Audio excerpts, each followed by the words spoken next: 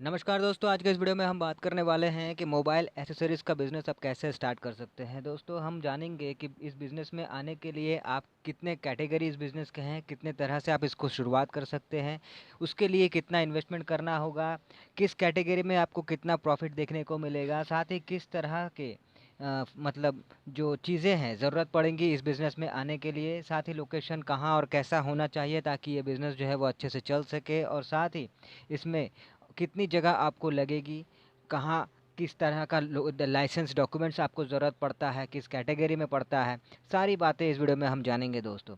तो सबसे पहले बात तो ये है कि दोस्तों रोटी, कपड़ा, मकान के साथ-साथ आज की डेट में मोबाइल की भी बहुत बड़ी एक ज़रूरत बन गई है लाइफ में। लाइफ का एक ऐसा हिस्सा बन गया है मोबाइल फ़ोन जिसके बिना इंसान बिल्कुल भी नहीं रह सकता। इंसान एक वक़्त खाना ना खा के रह सकता है लेकिन मोबाइल के बिना 1 मिनट भी नहीं रह सकता।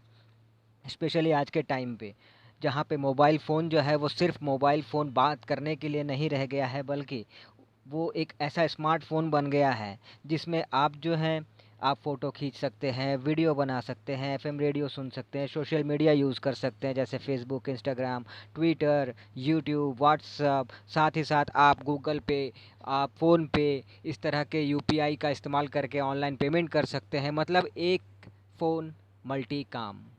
फ़ोन जो है वो अब सिर्फ़ बात करने के लिए नहीं रह गया है बल्कि फ़ोन जो है वो हर तरह का काम आप एक फ़ोन के ज़रिए कर सकते हैं। आपके कैमरा का काम आपका फ़ोन कर रहा है, आपके रेडियो का काम आपका फ़ोन कर रहा है, आपके सोशल मीडिया प्लेटफ़ॉर्म्स का जो आपको हैंडल करना है, वो आपके डेस्कटॉप या लैपटॉप का काम भी आपका फ़ोन कर रहा है जिसके ज़रिए आप अपने सोशल मीडिया प्लेटफ़ॉर्म को हैंडल कर सकते हैं।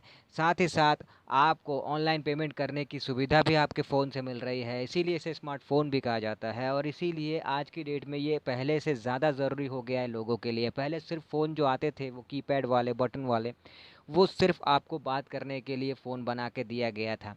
लेकिन आज के दौर में जो फ़ोन आप यूज़ करते हैं वो स्मार्टफ़ोन है जिसको आप सिर्फ़ बात करने के लिए यूज़ नहीं करते बल्कि उसे मल्टीटास्किंग फ़ोन कह लीजिए।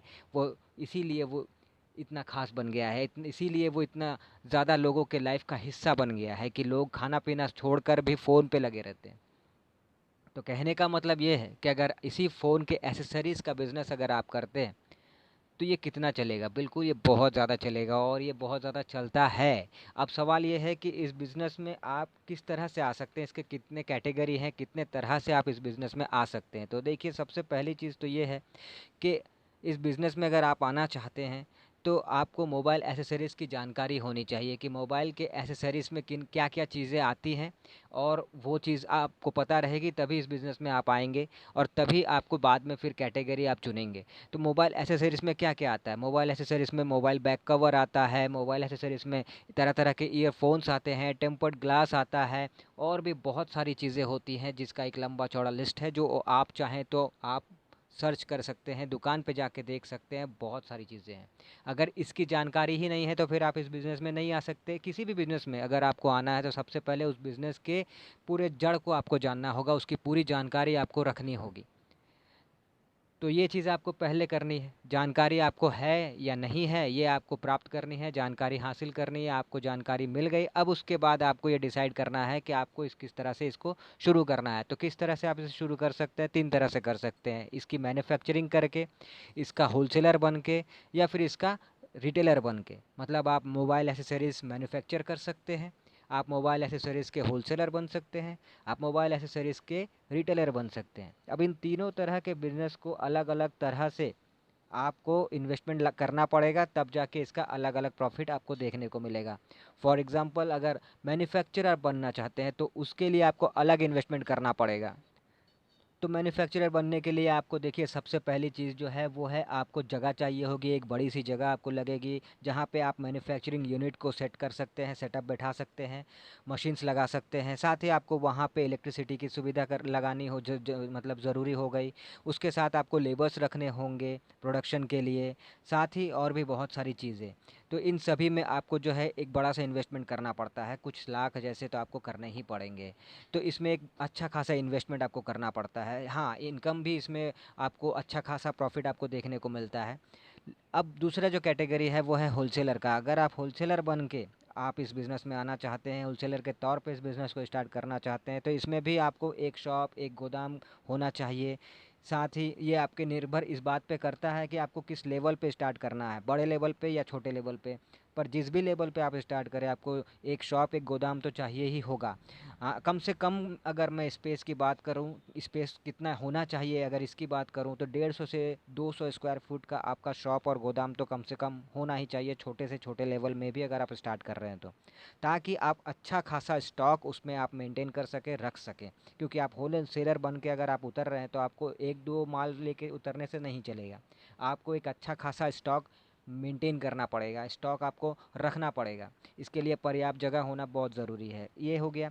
इसके साथ इन्वेस्टमेंट की अगर मैं बात करूं, तो एक तो इन्वेस्टमेंट के लिए आपको ये जगह अगर आपकी अपनी है, दुकान और शॉप, तो इसमें आपको खर्चा कम लगेगा। लेकिन अगर आपका शॉप और गोदाम आप रेंट पे ले रहे हैं दुकान स्टार्ट करने के लिए, बिज़नेस स्टार्ट करने के लिए, तो उसका खर्चा है। शॉप के इंटीरियर पे खर्चा है।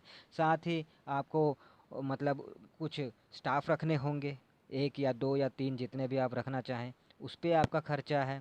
साथ ही जैसा मैंने कहा कि आपको बड़ी तादाद में, बड़ी मात्रा में स्टॉक जो है वो आपको रखना पड़ेगा, क्योंकि आप होलसेलर बन के आप उतर रहे हैं बिज़नेस में, तो उसका खर्चा है। ओवरऑल अगर मैं आपको एक मार्जिन बताऊं, तो आप 50,000 से 1 लाख के बीच भी आप इस बिज़नेस की शुरुआत कर सकते हैं, या फिर आप 2 लाख से 3 लाख लगा कर भी इस बिज़नेस की शुरुआत एज अ होलसेलर आप कर सकते हैं।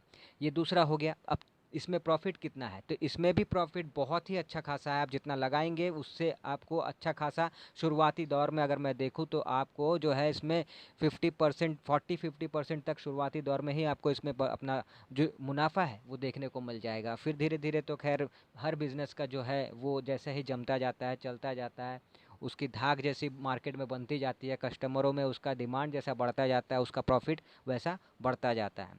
तीसरा जो कैटेगरी है जिसमें मैं अब बात करने वाला हूँ वो है रिटेलर का। ये सबसे सस्ता तरह है। इसमें आप बड़े लेवल पे कीजिए या छोटे लेवल पे, वो आपके निर्भर है, आपके ऊपर। फिर से वही बात आ जाती है कि इसमें भी आपको एक शॉप लेना पड़ेगा, लेकिन ये है कि अब आपका शॉप अपना है या आप रेंट पे ले रहे हैं, उसका खर्चा निर्भर करेगा। साथ ही कई लोग लोग जो हैं वो कई तरह से इस बिज़नेस में रिटेल में करते हैं, एसेसरीज बिज़नेस मोबाइल का। कैसे? कोई लोग जो है वो छोटा सा टेबल लेके कहीं पे फुटपाथ पे खड़े हो जाते हैं और वहाँ पे मोबाइल एसेसरीज उस टेबल पे रख के जो है बेचते हैं। कई लोगों को मैंने देखा है कि ठेले जो होते हैं उस पे वो लोग जो है mobile accessories, back cover, earphone, tempered glass, इस तरह की चीज़ें लेकर वो बैठ जाते हैं और उस पे बेचते हैं। और कोई ज़्यादा अच्छा बजट है तो वो एक शॉप रेंट पे लेके उस पे वो अपना शॉप शुरू कर देता है। तो रिटेलर में आपको ज़्यादा झंझट नहीं है, आप कम बजट में भी शुरू कर सकते हैं। आपके पास अगर ज़्यादा बजट नहीं है, आप शॉप किराए पे नहीं ले सकते, खुद का शॉप भी नहीं है, तो आप इस तरह की चीज़ों को आज़मा सकते हैं। जैसे कि बहुत लोग करते हैं, वो ठेले पे मोबाइल एसेसरीज़ लेके और वहाँ वो एक जगह सिलेक्ट करते हैं और वहाँ पे वो खड़े हो जाते हैं बेचने के लिए। इस तरह से आप कर सकते हैं। तो इस पे अगर आपके पास 5,000 है, 10,000 है, 15,000 है, 20,000 है, जितना भी है, आप ये इसके साथ आप शुरुआत कर सकते हैं और अपने लेवल को देख के, अपने बजट को देख के रिटेलर के तौर पे आप इसकी शुरुआत कर सकते हैं। प्रॉफिट रिटेलर के तौर पे अगर बात करूँ तो इसमें शुरुआती दौर में अगर देखें तो 30 से 40% तक आपका प्रॉफिट मार्जिन आपको देखने को मिल जाता है। अच्छा खासा इनकम इसमें भी आपको हो जाता है शुरुआती दौर में। फिर धीरे धीरे, जैसे मैंने कहा कि चाहे बिज़नेस जो है वो किसी भी कैटेगरी का हो, किसी भी तरह का हो, कोई भी बिज़नेस हो, वो धीरे धीरे जो है जिस तरह से मार्केट वो पकड़ता है, कस्टमर्स में वो जिस तरह से अपनी धाक वो जमाता जाता है, अपने नाम वो बनाता जाता है, इस तरह से फिर उसका जो सेल है वो बढ़ता है, और सेल बढ़ता है तो ऑब्वियस सी बात है कि उसका इनकम बढ़ेगा, उसकी प्रॉफिट बढ़ेगी। तो ये बिज़नेस जो है अभी शुरू होने लगा है दोस्तों। अभी ये तो अभी और आगे और ऊंचाइयों तक ये बिज़नेस जाने वाला है। तो क्योंकि मोबाइल फ़ोन्स तो बंद नहीं होने वाले, मोबाइल फ़ोन्स अभी और नए नए तरह से आने वाले हैं, मॉडिफाई होके आने वाले हैं। तो उसी तरह से अगर देखें तो भाई ये बिज़नेस आपका लॉस वाला है ही नहीं। ये और बात है कि आपका लोकेशन कैसा है, ये ज़रूर मैटर करता है। तो अब बात करते हैं कि लोकेशन तीनों ही कैटेगरी में कैसा होना चाहिए। तो लोकेशन ऐसा होना चाहिए, तीनों ही कैटेगरी की बात अगर करूँ तो भीड़ भाड़ वाला लोकेशन होना चाहिए। मेन मार्केट अगर आप सिलेक्ट कर रहे हैं तो बहुत अच्छी सी बात है। ऐसा लोकेशन होना चाहिए जहाँ ज़्यादा से ज़्यादा लोग आते जाते रहते हैं, ताकि लोगों की नज़र जो है वो आपके दुकान पे पड़े, एज अ होलसेलर हो या फिर एज ए रिटेलर हो, ख़ास तौर पर इस दो में। तो लोकेशन बहुत मायने रखता है। आप जहाँ पे अगर दुकान आप खोल रहे हैं वहाँ पे अगर सुनसान सा एरिया है, लोग आना जाना ही नहीं करते, तो आपका कोई भी प्रोडक्ट हो, सिर्फ मोबाइल एसेसरीज़ की बात नहीं है, कोई भी प्रोडक्ट हो वो बिकेगा कैसे? तो ये मायने रखता है। तो इसीलिए लोकेशन आपको बहुत ज़्यादा ध्यान में रखते हुए उस जगह पे खोलना है जहाँ पे आपको पता है कि यहाँ पे ये बिज़नेस जो है ये लॉस पे नहीं जाएगा, अच्छा खासा मार्केट पकड़ेगा। तो ये थोड़ा-सा रिसर्च आपको खुद को भी करना है, थोड़ी-सी मेहनत आपको खुद को भी करनी होगी। तो दोस्तों, मोबाइल एक्सेसरीज़ का बिज़नेस जो है वो आप इस तरह से शुरू कर सकते हैं, ना तो बहुत ज़्यादा इन्वेस्टमेंट आपको लगेगी, ना बहुत ज़्यादा आपको परेशानी होगी इसे बेचने में। तो ख़ैर, ये इन्फॉर्मेशन कैसी लगी दोस्तों? अगर आपको अच्छी लगी होगी तो वीडियो को लाइक कीजिएगा, और अगर नए हैं तो सब्सक्राइब करके जाइएगा, क्योंकि मैं इस तरह के बिज़नेस आइडियाज़ लेकर आता रहता हूँ और आप सब लोगों के साथ शेयर करता रहता हूँ, आप लोगों को बताता रहता हूँ। तो मिलते हैं अगले वीडियो में, तब तक के लिए टाटा।